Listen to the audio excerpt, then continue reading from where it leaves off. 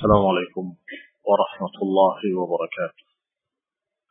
إن الحمد لله نحمده ونستعينه ونستغفره ونعوذ بالله من شرور أنفسنا ومن سيئات أعمالنا. من يهده الله فلا مضل له ومن يضلل فلا هادي له. وأشهد أن لا إله إلا الله وحده لا شريك له. وأشهد أن محمدا عبده ورسوله صلى الله عليه وعلى آله وأصحابه والتابعين وتابع التابعين ومن تبعهم بإحسان إلى يوم الدين. يا أيها الذين آمنوا اتقوا الله حق تقاته ولا تموتن إلا وأنتم مسلمون. يا أيها الناس اتقوا ربكم الذي خلقكم من نفس واحدة وخلق منها زوجها وبث منهما رجالا كثيرا ونساء. واتقوا الله الذي تساءلون به والأرحام إن الله كان عليكم رقيبا. يا أيها الذين آمنوا اتقوا الله وقولوا قولا سديدا يصلح لكم أعمالكم ويغفر لكم ذنوبكم ومن يطع الله ورسوله فقد فاز فوزا عظيما. أما بعد فإن خير الحديث كتاب الله وخير الهدي هدي محمد صلى الله عليه وعلى آله وسلم وشر الأمور محدثاتها فإن كل محدثة بدعة وكل بدعة ضلالة وكل ضلالة في النار. Ikhwani fi din, a'azzakumullah. Kaum muslimin yang saya hormati, kita akan membahas permasalahan yang memang sudah menjadi pembicaraan di masyarakat luas.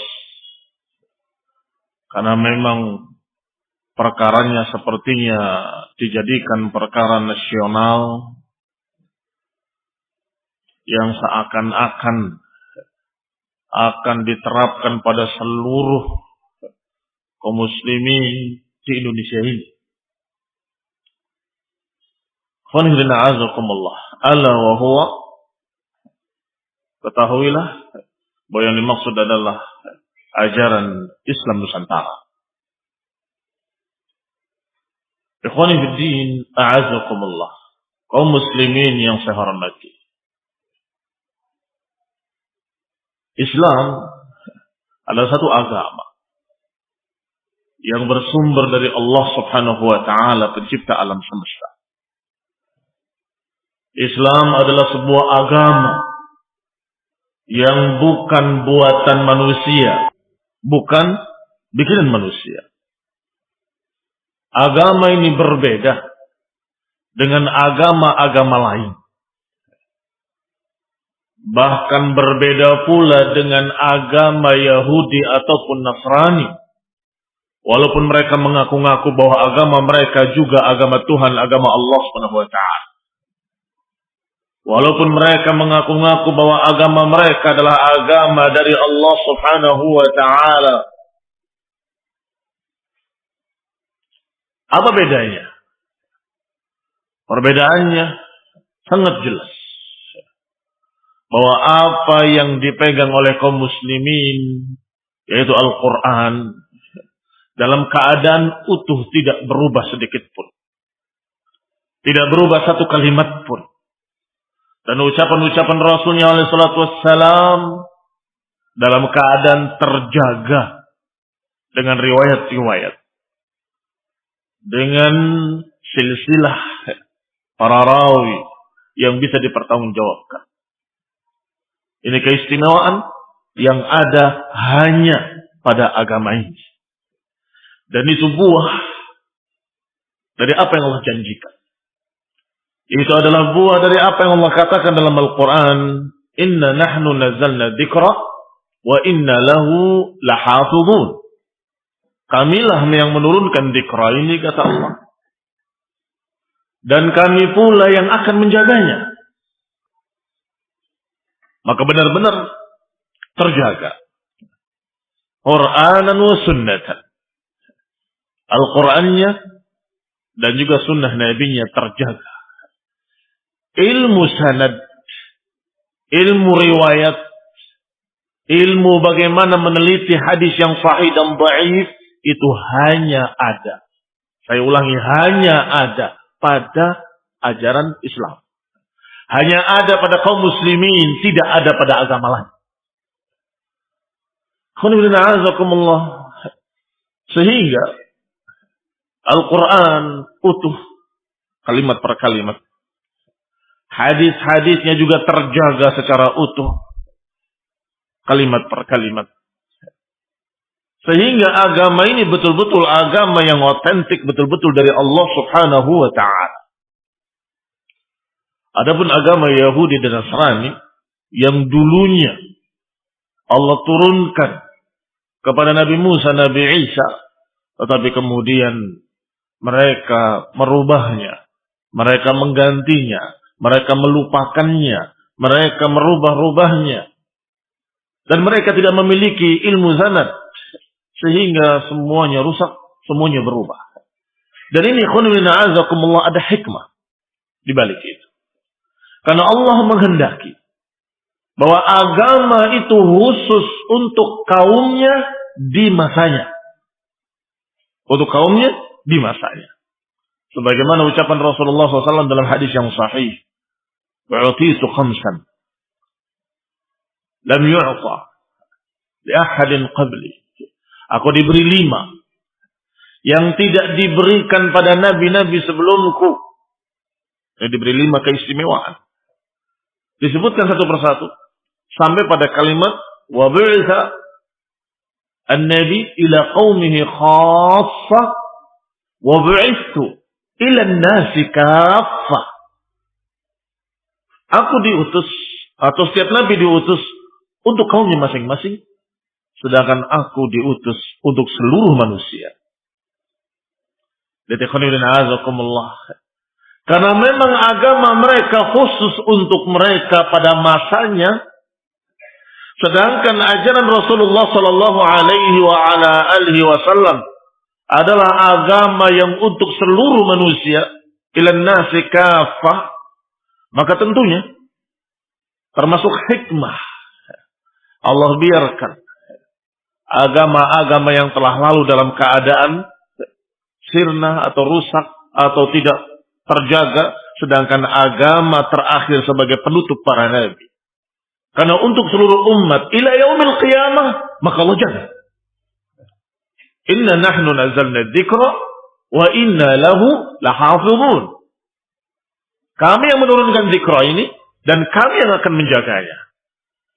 Dan yang namanya dijaga adalah lafzan wa ma'nan. Yang namanya dijaga lafadznya dan juga maknanya. Lafadznya terjaga secara utuh, walhamdulillah, dengan adanya penghafal Al-Quran sepanjang masa. Tidak akan rusak, tidak akan sirna, tidak akan berubah.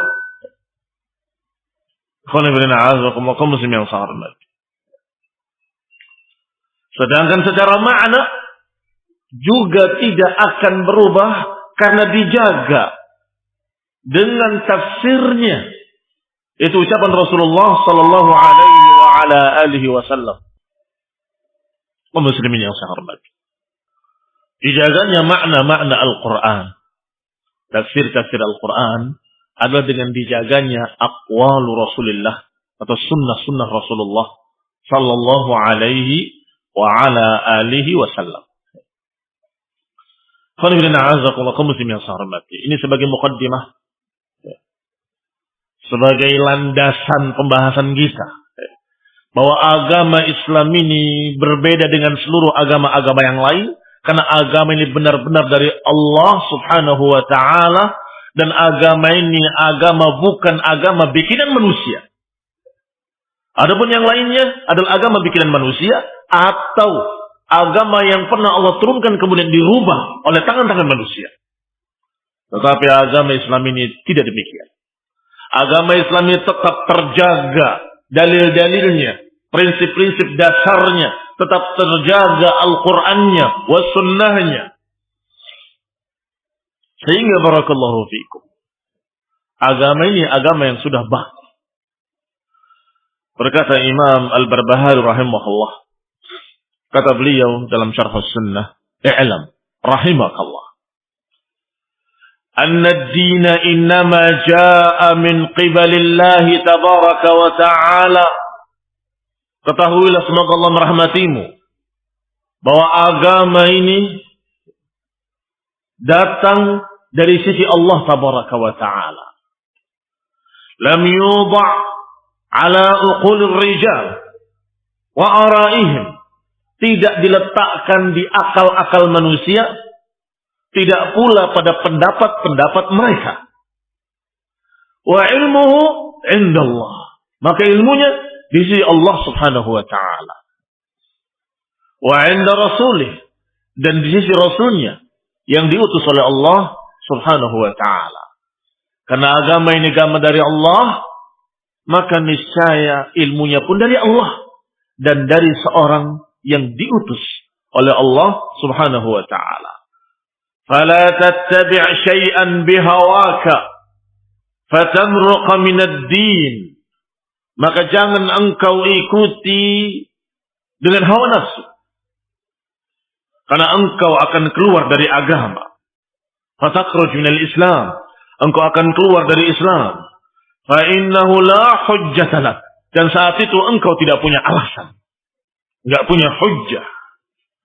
Faqad bayyana Rasulullah sallallahu alaihi wa ala alihi wasallam, karena Rasulullah sallallahu alaihi wa ala alihi wasallam telah menerangkan agama ini, telah menerangkan sunnah ini. Wa awdahaha li ashabihi, dan sudah menjelaskannya kepada para sahabat-sahabatnya.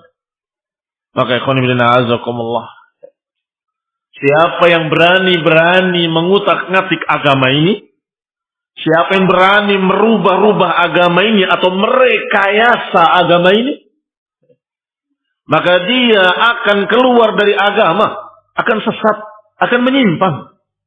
Dan di hadapan Allah dia tidak punya alasan. Mengapa tidak punya alasan? Karena Rasulullah SAW telah menjelaskan secara jelas gamblang. Nggak ada alasan saya tidak tahu. Nggak ada alasan saya belum dengar. Nggak ada alasan. Karena Nabi SAW di akhir dakwah beliau sudah menyatakan kepada para sahabat dan kaum muslimin seluruhnya, Ala hal ballagtu? Ala hal ballagtu? Bukankah aku sudah menyampaikan? Dan semua menjawab, bal, tentu. Engkau telah menyampaikan ya Rasulullah. Maka Rasulullah SAW mengangkat tangannya ke langit dan menurunkannya kepada mereka sambil berkata, Allahumma syhad, Allahumma syhad, ya Allah saksikanlah, ya Allah saksikanlah. Rasulullah SAW menyatakan, ya Allah saksikanlah, aku sudah menyampaikan dan mereka saksi-saksinya, aku sudah menyampaikan. Maka siapa yang menyatakan agama Islam itu begini, agama Islam itu harusnya begitu, agama Islam itu harusnya begini, maka dia akan ditanya, dari mana kamu dapat itu? Rasulullah SAW telah menjelaskan agama Allah dengan sempurna. Rasulullah SAW telah menyampaikan seluruh apa yang diamanahkan kepadanya. Qad addal amanah wa ballagha risalah. Sudah menyampaikan risalah, sudah menunaikan amanah, tidak tersisa. Tidak tersisa satu kebaikan pun kecuali sudah diajarkan dan diperintahkan untuk mengerjakannya. Tidak ada satu kejelekan pun kecuali sudah diajarkan dan diperingatkan untuk jangan dikerjakan. Alhamdulillah. Hamba baqiyah. Apa sisanya? Tidak ada sisanya kecuali kita ngikut.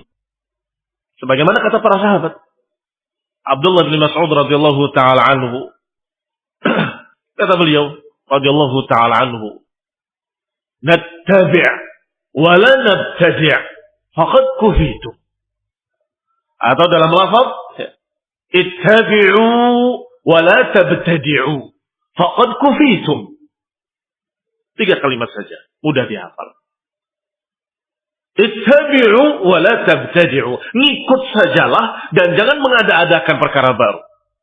Qad kufitum. Kalian telah dicukupi. Artinya ngikut saja. Jangan ngada-ngadakan perkara baru. Cukup. Cukup. Itu namanya agama.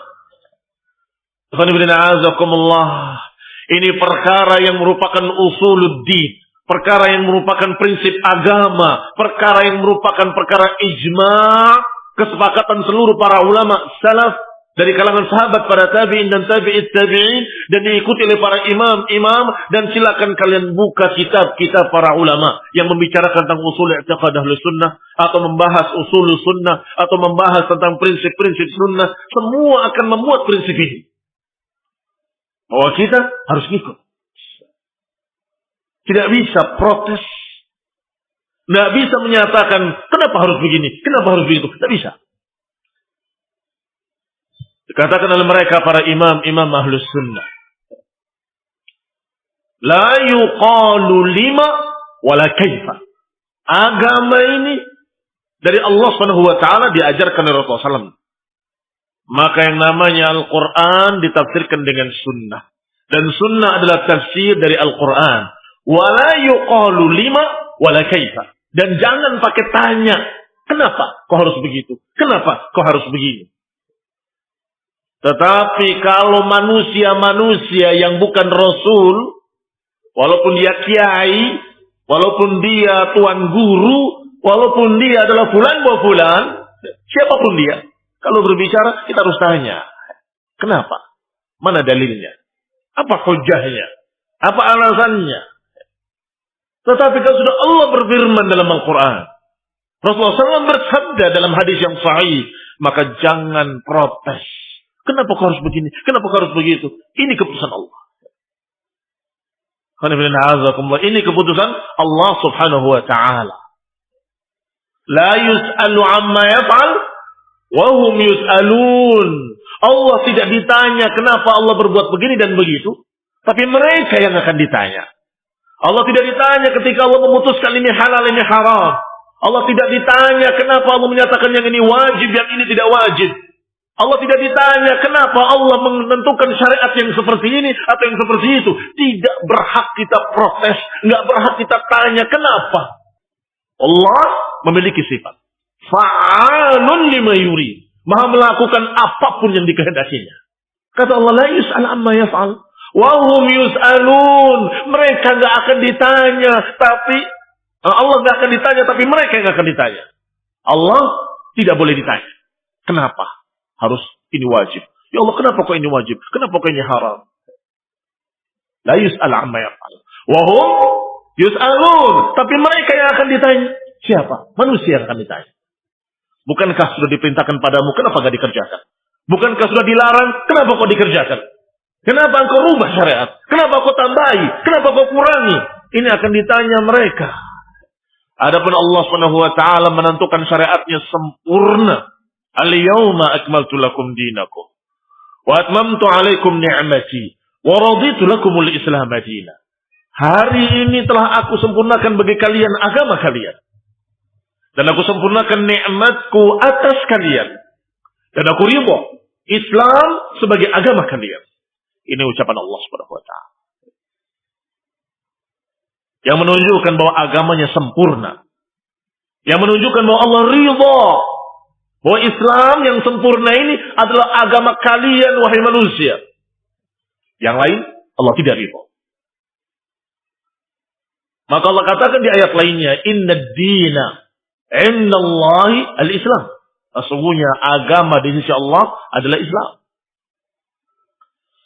Muslim yang saya hormati. Apa kaitannya dengan apa yang kita bahas?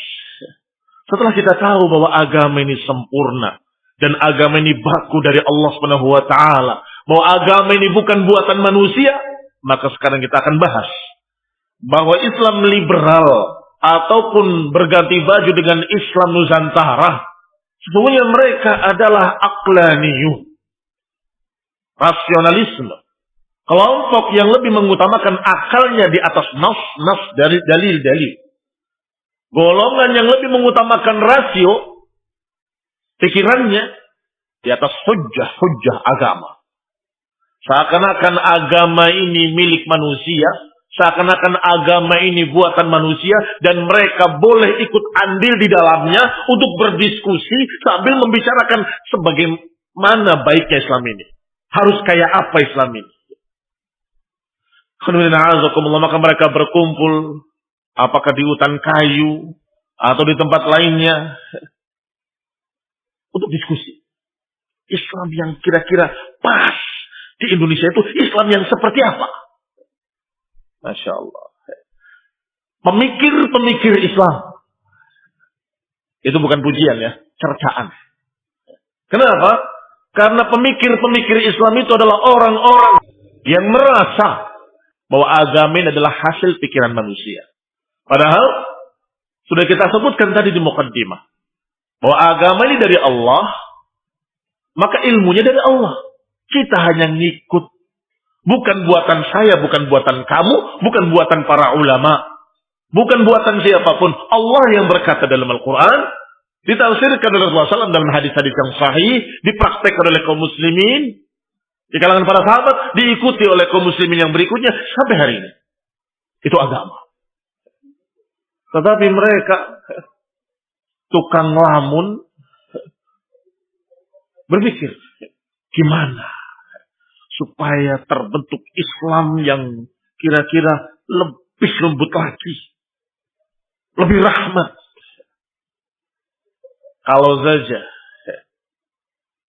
saja kita bisa berbicara di hadapan mereka ketika itu, kita akan katakan, kalian cari apa?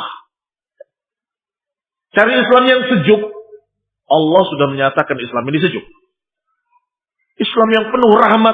Allah sudah menyatakan bahwa wa ma arsalnaka illa rahmatan lil alamin. Tinggal ngikut kalian akan mendapatkan rahmat. Tinggal ngikut kalian akan mendapatkan agama yang sejuk. Ini khonidina azakumullah. Sebagian pengamat menyatakan bahwa munculnya Islam liberal dan Islam Nusantara itu adalah reaksi balik dari munculnya para radikalis, kelompok-kelompok radikal. Kelompok radikal ini dari kalangan ekstrim khawarij dengan berbagai macam bentuk namanya, dengan berbagai macam organisasinya, tapi pemikiran mereka hampir sama. Bahwa siapa yang menyelisihi agama berarti dia kafir, halal darahnya. Dan harus diperangi. Halal hartanya. Boleh dirampas harta mereka. Ini khonidina azakumullah kaum muslim yang saya hormati. Akhirnya mereka berpikir kalau Islam seperti itu menakutkan sekali. Kita harus bikin Islam yang sejuk. Akhirnya mereka bikin.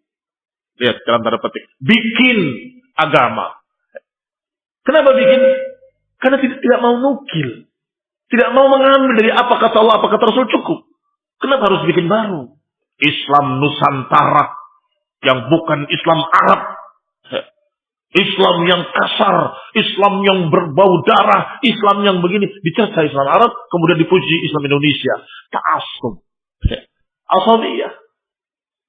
Dasarnya hanya asabiyah. Indonesia paling lembut, paling hebat. Indonesia paling bagus, Indonesia paling sempurna, Indonesia paling. Padahal, kalau dilihat keadaan mereka, mengerikan sekali. Paling kacau. Dan apa yang terjadi? Ketika mereka menganggap bahwa Indonesia ini paling lembut, kemudian Islam mau di-Indonesiakan. Islam mau di-Indonesiakan. Islam yang warnanya warna Indonesia Raya. Islam yang warnanya warna budaya Indonesia. Islam itu cuma satu. Yang diterapkan di Arab, ataupun yang diterapkan di Indonesia, ataupun di Amerika, ataupun di Cina, adalah satu. Harus berpegang dengan Quran was sunnah. Berpegang kuat. Dan kemudian mengikuti bagaimana para sahabat jalan. Adapun radikalisme, kelompok-kelompok ekstrim tadi, mereka tidak berpegang dengan agama yang benar. Mereka tidak berpegang dengan agama yang benar, akhirnya ekstrim. Maka harusnya, kalau kita mau counter mereka, hendaklah kita beragama dengan agama yang benar. Maka akan terlihat Islam itu penuh rahmat. Akan terlihat Islam itu penuh dengan kasih sayang. Akan terlihat bahwa Islam itu indah. Tapi sayang, mereka memang didasari dengan pemikiran-pemikiran liberal. Didasari pemikiran-pemikiran yang lebih mengutamakan akalnya. Memang sudah sombong dengan akal mereka sendiri. Akhirnya hasil diskusinya adalah, kata mereka, kita harus membuka pintu ijtihad. Jangan hanya para pakar ilmu agama saja. Hanya para ulama saja yang berpendapat dan berijtihad. Kita juga boleh, dan seluruh kaum muslimin boleh berijtihad. Ijtihad menurut mereka berbeda dengan ijtihad menurut ulama. Kalau para ulama menafsirkan mana ijtihad adalah mengumpulkan dalil-dalil dari Quran dan Sunnah, mengumpulkan aqwal para salaful ummah, kemudian menyimpulkan dengan satu kesimpulan, maka ini dikatakan ijtihad. Tapi mereka bukan. Kata mereka ijtihad itu adalah penalaran rasional. Nalar akal. Dan dimulai bukan cuma di Indonesia, dimulai dari Mesir. Sejak munculnya Muhammad Abduh, diikuti Muhammad Rashid Ridha. Kemudian muncul tokoh-tokoh bersamanya. Apakah Syaltut ataupun Haikal. Semua menyatakan dengan kalimat yang hampir sama. Membuka pintu ijtihad. Maksudnya membuka cakrawala berpikir. Kalau ada yang menentangnya, mereka akan katakan jumud, kaku, beku, tidak mau berpikir, hanya ngikut saja. Taklid. Kalau taklid kepada kamu, nggak boleh. Kalau taklid kepada manusia, nggak boleh. Tapi taklid kepada Rasulullah harus. Kita ngikut apa kata Rasul. Kita ngikut apa kata Allah. Dan itu tidak disebut dengan taklid. Kalau kalian katakan taklid, maka taklid yang seperti itu wajib. Taklid kepada Quran wa Sunnah. Tapi mereka, muslim yang saya hormati, menganggap bahwa taklid kepada Quran dan Sunnah itu termasuk jumud, kata mereka. Kita harus membuka cakrawala berpikir. Kita harus mengolah, ini maksudnya apa? Kenapa kok begini? Kenapa kok begitu?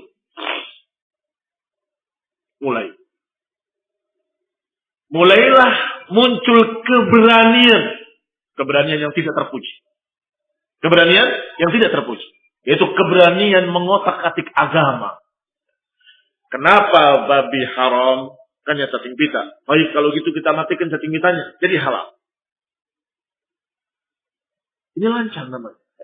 Ini lancang. Kenapa kita harus begini? Karena kita harus berbuat baik pada manusia. Baik, kalau gitu, singgalkan sunnah-sunnahnya. Yang penting kita baik. Berarti si fulan, Nasrani, karena baik pada manusia, berarti dia muslim. Itu si Buddha, Hindu, karena baik pada manusia, berarti dia muslim. Kacau berpikir. Karena secara akal, yang penting bagaimana mereka bisa bermasyarakat dengan baik. Alhamdulillah. Mereka sungguh saya katakan berani. Atau lebih tepatnya lancang. Atau lebih tepat lagi, mereka adalah orang-orang yang keterlaluan. Berani mengutak-atik agama dengan akal mereka. Maka muncullah kesimpulan mereka bahwa siapapun boleh berpikir. Siapapun boleh berpendapat. Siapapun boleh menafsirkan Quran, boleh menafsirkan Sunnah. Hancur. Hancur agama. Hancur agama. Karena semua orang boleh berbicara. Bagaimana pendapat kalian kalau ada seseorang yang latar belakangnya urusan kedokteran berbicara tentang mesin? Apa jadinya? Rusak tuh. Oh jangan. Karena spesifikasimu itu bukan itu. Spesialisasimu adalah kedokteran, ya bicara kedokteran. Jangan bicara mesin. Ahli mesinnya bicara tentang kedokteran. Membedah manusia. Oh ini kelihatannya gearnya ada yang sudah aus. Harus diganti. Mati manusia. Kalau dioperasi oleh tukang mesin. Idza wusidal amru ila ghairi ahlihi fantadhiris sa'ah. Kalau diserahkan satu perkara kepada bukan ahlinya, tunggu saat kehancurannya. Kalau kita bicara tentang kedokteran, tentang masalah mesin, tentang masalah ini, tentang masalah itu, masalah-masalah dunia, mereka mengatakan, iya betul, betul. Yang ini nggak boleh bicara yang itu. Yang spesialisasinya itu, yang bicara ini. Betul itu. Tapi kenapa masalah agama semua bicara? Dokter bicara, dosen bicara, masalah agama. Semua orang bahkan yang tidak mengerti agama bicara agama. Bahkan dibuka oleh mereka pintunya. Silakan. Bebas untuk berpendapat, bebas untuk berpikir, bebas untuk beristihad. Ini membuka pintu kehancuran. Bukan membuka pintu istihad. Membuka pintu kehancuran. Kaum muslimin yang saya hormati. Yang disebutkan oleh mereka tentang membuka pintu istihad, artinya mereka membolehkan siapapun untuk berbicara dengan akalnya tentang agama. Sehingga muncullah ulil absar berkata bahwa sesungguhnya mahram itu kan fungsinya untuk ngebosi, untuk mendampingi, memberikan biayanya segala macam. Maka kalau sekarang nggak perlu mahram-mahraman, cukup dengan kartu ATM selesai. Ijtihad membuka pintu kebinasaan, pintu kehancuran. Sok tahu apakah itu satu hal, apakah itu satu alasan mahram itu fungsinya cuma itu saja, supaya kalau ada apa-apa mahramnya yang membiayai. Masih banyak sisi-sisi lain yang nggak bisa dilakukan oleh sebuah kartu ATM. Barakallahu fiikum. Yang kedua, setelah mereka berdiskusi-diskusi, mereka berkata lagi bahwa kita harus mengutamakan semangat rasio. Lebih mementingkan makna yang terkandung dalam sebuah teks daripada teks itu sendiri.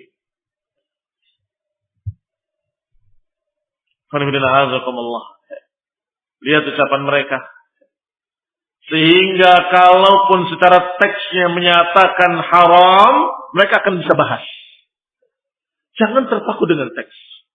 Haram itu kan dalam keadaan begini, kondisinya begitu. Sehingga sekarang jadi halal. Kalau kamu terpaku dengan kalimat haram, maka kamu akan dikatakan tekstual.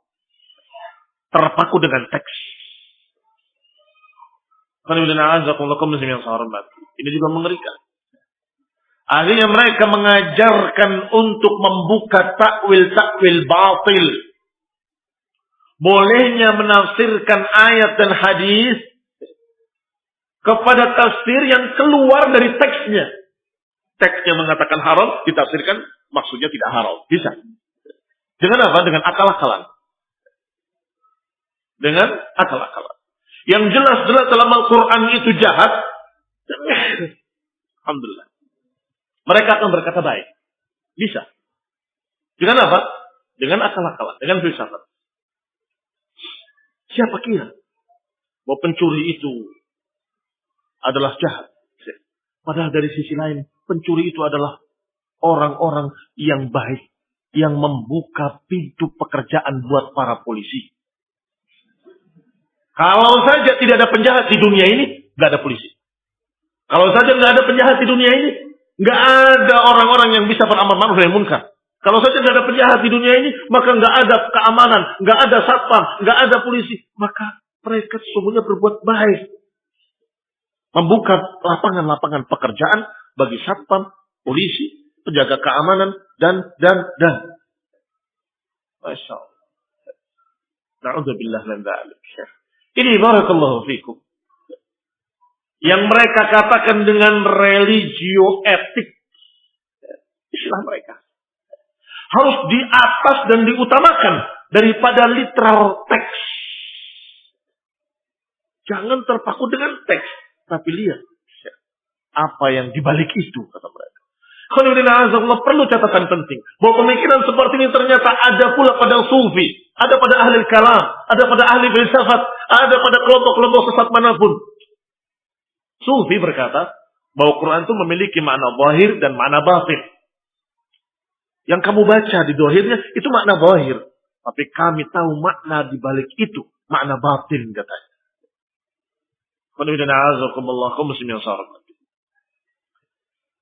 Demikian pula ahli filsafat, ahli kalam sama seperti itu.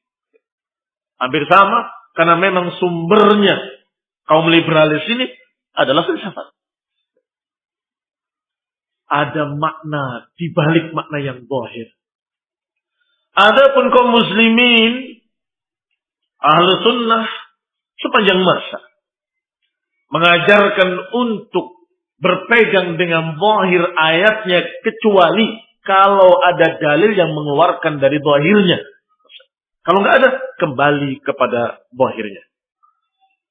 Ini hukum asalnya, kita menerima apa makna teks ayat itu atau hadis itu. Illa idza dalla dalilun, kecuali kalau ada dalil yang mengeluarkannya dari teks zahirnya kepada yang lain. Seperti kalimat aula mastumun nisa. Kalau kalian menyentuh wanita. Maknanya menyentuh saja, harus mandi. Itu zahirnya. Tetapi ada dalil lain. Dari aqwal salaf, riwayat dari Ibnu Abbas dan lain-lainnya. Bahwa makna aula mastum ay jama'tumun nisa. Kalau kalian jima dengan wanita. Baru kita pegang. Tapi hukum asalnya, kita lihat zahirnya. Sedangkan mereka sebaliknya. Semua yang tidak cocok dengan akal takwilkan. Tafsirkan kepada tafsir lain. Apa yang tidak cocok dengan hawa nafsumu, seret kepada makna lain. Boleh itu. Bebas berijtihad. Bebas berpikir.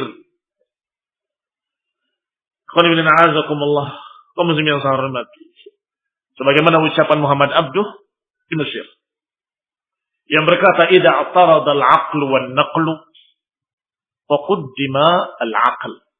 Fabaqiya 'ala an-naqli tariqain. Jika bertentangan antara akal dengan nukilan, maka utamakan akal. Sisanya, ini pada nukilan, kita perlakukan dengan dua cara. Imman ta'wil wa imma tafwid. Imma ditakwilkan maknanya kepada makna lain, keluar dari zahirnya, atau ditafwid. Ditafwid itu diserahkan pada Allah Subhanahu wa taala. Ini kaidahnya. Kaidahnya ahlul kalam, kaidahnya kelompok-kelompok yang mengutamakan akal. Kalau bertentangan akal dengan nukilan, utamakan akal. Sebagaimana pernah sekelompok orang-orang dari Hizbut Tahrir datang kepada Syekh Al-Albani. Bertanya, kemudian mendebat, diskusi. Kata Syekh Al-Albani, kita nggak akan bisa diskusi dengan kalian kalau pegangan kita tidak sama. Kalau kami dan kalian berbeda pendapat, kemana kita merujuk? Kata mereka, akal. Kata Syekh Al-Albani, tidak sepakat. Quran wa sunnah. Kata mereka, bukankah akal lebih dulu sebelum Quran wa sunnah? Sebelum Quran turun, sebelum Rasulullah SAW diutus, akal sudah diberikan oleh Allah Ta'ala sebagai alat untuk berpikir dan mencari kebenaran. Akhirnya terjadi perdebatan yang tidak selesai tentang rujukan. Quran sunnah apa akal? Dan berakhir dengan diusir dari majelisnya. Keluarkan. Dan di kasetnya diberi judul, dulu masih zaman kaset yang saya pegang. Dengan judul Afrah Mu'tazilah. Bibit-bibit Mu'tazilah. Artinya mereka Hizbut Tahrir itu bibit-bibit Mu'tazilah. Dan ternyata mereka aqlaniyun, apakah di Hizbut Tahrir atau di luarnya, sama saja. Mereka adalah bibit-bibit Mu'tazilah, karena Mu'tazilah adalah orang yang atau kelompok yang mengutamakan akalnya di atas dalil-dalil. Kembali kepada ucapan Muhammad Abdul. Maka kalau bertentangan antara akal dengan nakal, kata mereka, utamakan akal. Misalnya, ketika membaca ayat Allah Subhanahu wa taala, wa rafa'na fawqakumut tur, dan diangkat di atas kalian bukit Tursina. Bukit Tursina di atas kita. Oh, mustahil, enggak masuk akal itu. Harus ditakwilkan. Maksudnya, itu kami angkat kalian di atas bukit Tursina. Bukan bukit Tursina yang diangkat. Itu ada yang dimajukan dan dimundurkan, ada di belakang, ada di depannya, ada takdim wa takhir katanya. Ditakwilkan seperti itu. Demikian pula banjir Nabi Nuh. Mereka katakan, itu bukan banjir sungguhan. Itu banjir maksudnya mereka tenggelam dalam kesesatan. Tenggelam dalam kekafiran. Bukan banjir air begitu. Bukan. Dan perahu yang dimaksud agama. Masuk agama, naik perahu. Demikian pula ketika mereka, Muhammad Rashid Ridha, ketika menafsirkan ayat Allah Taala yang menceritakan tentang seorang atau kelompok yang uluf, kata Allah. Kharaju wahum ulufun hadaral maut. Ketika keluar pasukan yang beribu-ribu manusia dalam keadaan takut mati. Allah katakan mutu, matilah kalian, maka seluruhnya mati. Summa ahyahum, kemudian Allah hidupkan mereka. Jadi kalau pasukan yang beribu-ribu takut mati, kemudian Allah matikan, kemudian Allah hidupkan kembali. Apa kata Rashid Ridha?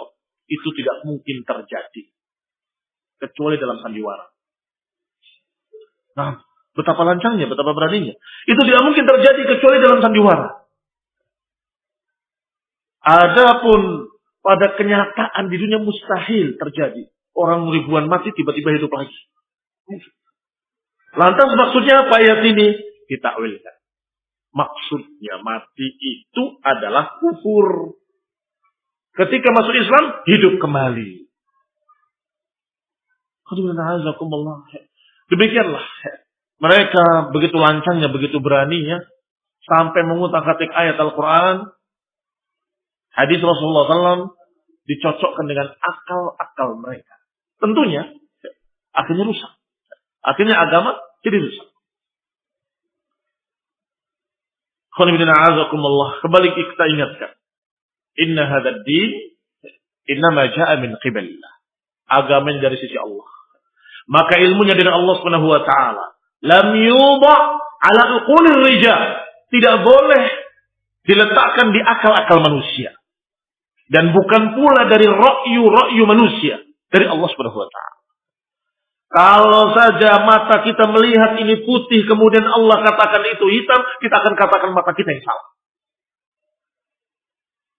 Walaupun kita lihat, kita dengar bahwa itu indah, mendayu-dayu suaranya, tapi dikatakan itu jelek, haram, maka kita katakan itu jelek, telinga kita yang salah. Ini khairan azakumullah, yang namanya agama. Karena Allah pencipta manusia, pencipta telinganya, pencipta matanya, pencipta seluruh organ tubuhnya. Maka Allah lebih tahu daripada kalian. Allah lebih tahu seluruhnya. Ada tipuan-tipuan mata, ada tipuan-tipuan telinga. Apalagi plus syaitan yang yuzayyin, yang mengindahkan segala macam yang jelek. Maka sesuatu yang jelek dipandang oleh kamu seakan-akan indah. Wah, betapa indahnya kebersamaan. Katanya komentar. Komentari apa? Komentari kejadian entah di mana itu. Mudah-mudahan bukan di Makassar. Kaum muslimin mengarak salib dengan rebana. Salatullah, salamullah. Di komentar di bawahnya, betapa indahnya kebersamaan. Oh, betapa indahnya. Kayak gitu indah. Gila itu bukan indah. Wallah. Majnun. Kita diajarkan oleh Allah Subhanahu wa taala untuk tidak memaksa mereka. La ikraha fid din. Untuk masuk Islam kita enggak paksa. Itu keindahan Islam. Dan juga diajarkan oleh Allah dan Rasulnya Rasulullah SAW, kalau mereka kafir zimmi atau mu'ahad, kita tidak boleh menumpahkan darah mereka, tidak boleh mengganggu mereka. Biarkan mereka dengan agamanya. Lakum dinukum waliyadin. Ini juga agama. Ini juga indah. Tapi kalau yang tadi bukan indah, gila. Salatullah dalam keadaan mengarah kekafiran, mengarah kesyirikan. Astagfirullah. Astagfirullah. Ini barakallahu fikum salah satu dari buah-buah Islam liberal dan Islam Nusantara. Itu korbannya. Buahnya zakum. Buah yang pahit. Buah yang mengerikan. Yang ketiga, dari hasil pikiran mereka yang mereka tuangkan, bahwa kebenaran itu relatif. Lihat. Ini pemikiran liberal. Pemikiran liberal berkata, bahwa kebenaran itu relatif. Belum tentu. Menurut kita, Islam yang benar. Tapi menurut mereka, Kristen yang benar. Menurut yang lain, itu yang benar. Maka, jangan kita yakin bahwa agama kita yang paling benar. Bisa jadi, apa yang kita yakini benar, ternyata salah. Dan bisa jadi yang mereka pegang kita yakini mereka batil, kafir, ternyata mereka yang benar. Karena namanya kebenaran itu relatif. Dengan dasar ini mereka kumpulkan semua agama, masing-masing menganggap relatif. Masing-masing harus menganggap relatif supaya bisa akur. Bagaimana Islam? Ya, menurut saya benar, tapi mungkin juga salah. Bagaimana kamu Kristen? Kristen juga sama. Saya katakan benar, tapi kayaknya salah. Kamu Yahudi bagaimana? Ya saya juga sama dengan kalian. Kayaknya Islam itu juga benar atau mungkin salah. Saya juga sama. Agama saya itu mungkin benar, mungkin juga salah. Ayo kita bersama-sama. Ini ajaran pluralisme. Pluralisme. Peleburan agama. Dan ini barakallahu fikum juga hasil dari pemikiran-pemikiran liberal. Saya mulai dari liberal dulu sebelum Nusantara. Karena memang Nusantara itu hanya nama lain saja. Hanya perkara yang diberi nama baru. Tapi sungguhnya intinya sama. Dengan liberalisme. Akhirnya mereka memiliki gagasan yang mengerikan. Bahwa dalam keagamaan sebagai suatu yang relatif. Bahwa semua kebenaran tidak ada yang hakiki. Semua kebenaran nggak ada yang hakiki yang murni. Semua kebenaran masih ada kemungkinan salah. Semua keyakinan masih ada kemungkinan keliru. Apa hukumnya dalam Islam? Jangan ragu. Siapa yang meragukan kebenaran agama Islam maka dia kafir. Siapa yang meragukan kebenaran agama Islam maka dia kafir. Dan jangan dikira kalau ahli sunnah mengatakan itu hukumnya kafir, itu maknanya kemudian mari kita halalkan mereka darahnya, kita perangi mereka, bukan. Itu urusan penguasa. Kita hanya mengingatkan seperti ini agar mereka taubat pada Allah dan cabut ucapannya. Jangan sembarangan berbicara. Kebenaran itu adalah di sisi Allah Subhanahu wa taala. Inna ad-dina 'inda Allahil Islam. Agama yang hak di sisi Allah adalah agama Islam. Siapa yang meragukan maka dia kafir.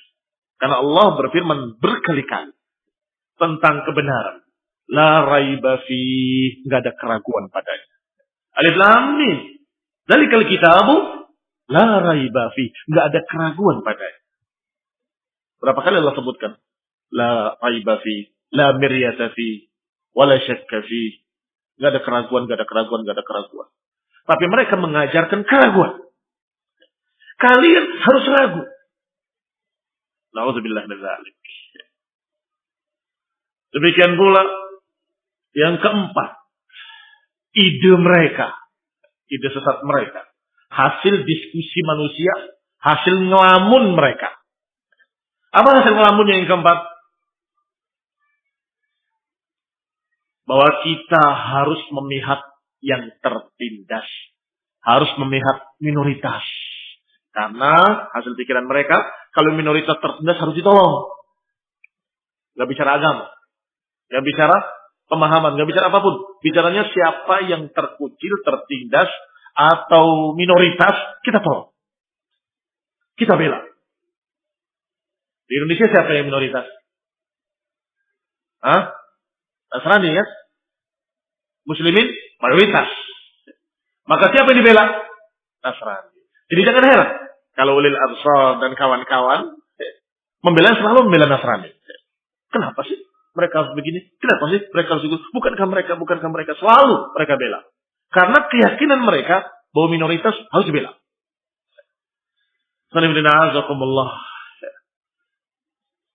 Mereka beranggapan bahwa yang namanya minoritas harus kita tolong dan kita bantu, dan itu namanya kemanusiaan, kebaikan. Mereka katakan lagi, kenapa harus kita bela? Atau siapa yang harus kita bela? Bukan minoritas dalam jumlah saja, termasuk minoritas dalam masalah lain. Seperti dalam masalah ekonomi. Yang minoritas maksudnya yang kurang, yang miskin. Termasuk dalam masalah gender. Yang selalu dibela perempuan. Padahal kalau dihitung jumlahnya perempuan banyak banget sama laki-laki. Banyak perempuan. Berarti siapa yang minoritas?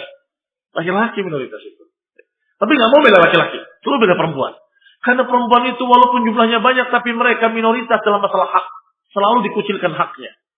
Selalu dikalahkan haknya. Maka harus ada persamaan gender, kata mereka. Muncul propaganda emansipasi. Menyamakan laki-laki dengan perempuan dalam segala hal. Bahkan kalaupun jadi pemimpin, bisa. Jadi penguasa. Tidak peduli dengan dalil-dalil. Rasulullah SAW menyatakan, ma'aflaha qawmun wallau amrahum umra'ah. Gak akan baik satu kaum yang menjadikan pemimpinnya seorang wanita. Atau menjadikan sebagai pemimpinnya seorang wanita. Ma'aflaha qawmun wallau amrahum umra'ah. Gak akan baik satu kaum kalau mengangkat wanita sebagai pemimpinan. Gak peduli. Gak bisa. Pokoknya termasuk orang kafir. Termasuk. Mereka juga berhak. Jangan dikucilkan hak mereka. Mereka berhak untuk memimpin. Orang kafir memimpin kaum muslimin. Dan dikatakan oleh Zaid di sini. Di Makassar sini. Kenapa? Kita menyatakan tidak boleh kafir jadi pemimpin. Padahal kalau kita naik pesawat, bukankah pilotnya ada yang kafir dan muslim nggak apa-apa? Apa urusannya dulu? Wahai jamaah, ini pimpinannya, pilotnya kafir, kemudian kita nggak dinaik. Dikiaskan dengan pesawat. Ya berbeda. Itu namanya qiyasun ma'al fariq. Qiyas dengan perbedaan. Kepemimpinan dengan supir. Pilot itu supir kan? A'azakumullah, supir bus kalau dia amanah membawanya, bagus, silahkan. Tetapi kalau pemimpin, barakallahu fiikum, nggak mungkin ada seorang ulama, seorang dai, seorang ustaz, seorang kiai yang punya ilmu sedikit saja, nggak akan mungkin berkata nggak apa-apa, nggak mungkin. Pasti mereka akan menyatakan jangan. Bagaimana mungkin seorang Nasrani jadi pemimpin, memimpin kaum muslimin? Jadi apa bangsa? Hancur. Ini khairuddin azakullah, ternyata lahirnya dari pemikiran tadi. Bahwa kita harus berpihak dengan yang minoritas. Kaum muslimin yang saya hormati. Di mana kesalahannya? Satu sisi saja. Harusnya kita memihak yang benar. Apakah minoritas ataupun mayoritas. Kita memihak yang hak. Yang sesuai dengan perintah Allah dan Rasulnya. Yang sesuai dengan Quran dan Sunnah. Yang sesuai dengan keinginan pencipta langit dan bumi. Harus kita bela. Apakah dia mayoritas atau minoritas? Apakah dia dalam keadaan banyak ataupun tertindas? Kalau itu hak, kita bela. Kalau itu batil, kita salahkan. Masih ada dua lagi. Kita akan lanjutkan insyaAllah. Setelah istirahat sejenak. 10 menit atau seperempat jam insyaAllah. Semoga kita ya Allah. Subhanaka wa bihamdika la ilaha illa anta astaghfiruka wa atubu ilaik. Wassalamualaikum warahmatullahi wabarakatuh.